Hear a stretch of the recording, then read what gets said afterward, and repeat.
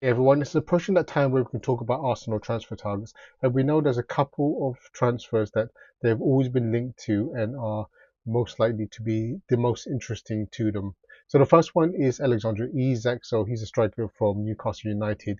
He's around about 25 years old at the moment, and he's valued at around 90 to 100 million, depending on who you ask. But apparently Newcastle are looking for about 150 million for Isak.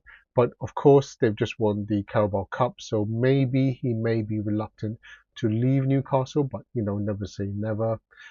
He would be likely someone that they'll lead the attack in Arsenal, which is obviously what they need because they don't have a dedicated striker.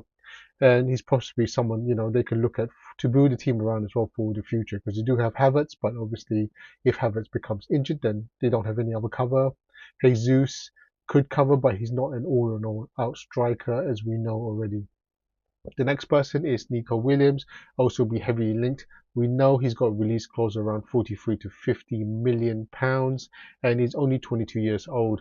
This season, he hasn't performed as well as people would have liked from previous seasons. He's only done 4 goals and 5 assists this season, but that's not to rule anything out. He's still a versatile winger, and he'll add more depth to Saka and Martinelli as well on the wings, on either wings he can play as well, which is kind of what we need. Obviously, you still have Trossard who can cover in that area, and that's Sterling, but obviously Sterling we all know hasn't performed to the extent Arsenal would have liked. The next person is Martin Zubimendi. This, according to some people, is a deal done already. So he's already coming to Arsenal. He's got an 89% pass accuracy, which is amazing in 2.3 games, tackles per game. But obviously, some mixed kind of feedback from him, especially in the game against Man United, whether he would be able to cope with the Premier League. I mean, he's only 25 years old, so he's still many years that he can build upon him to get more experience as well. And the fee that they're talking about is around 50 to 55 million, and he'll be a direct replacement for the outgoing Party and Jorginho as well. Number four is another striker, is Benjamin Sesko as well. We've talked quite a lot about him from RB Leipzig.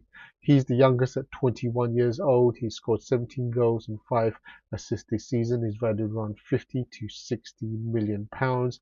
However, some people said they've watched him and maybe he is not the kind of striker that Arsenal are looking for. He's not one to basically get the ball back off him. So once you give him the ball, he's going to run and try and shoot or try and plow his way towards goal. He's not that kind of player that will help to do the kind of build up and link play like what you've seen Havertz do or anyone else in Arsenal who's kind of stepped into that role. He's a very physical player and maybe a plan B as opposed to the straight up first choice number 9. So maybe you'd have Havertz starting and Sesko could be off the bench or playing in the games where Havertz may need a rest. The last person who's I'm quite in favour of is Leroy Sané.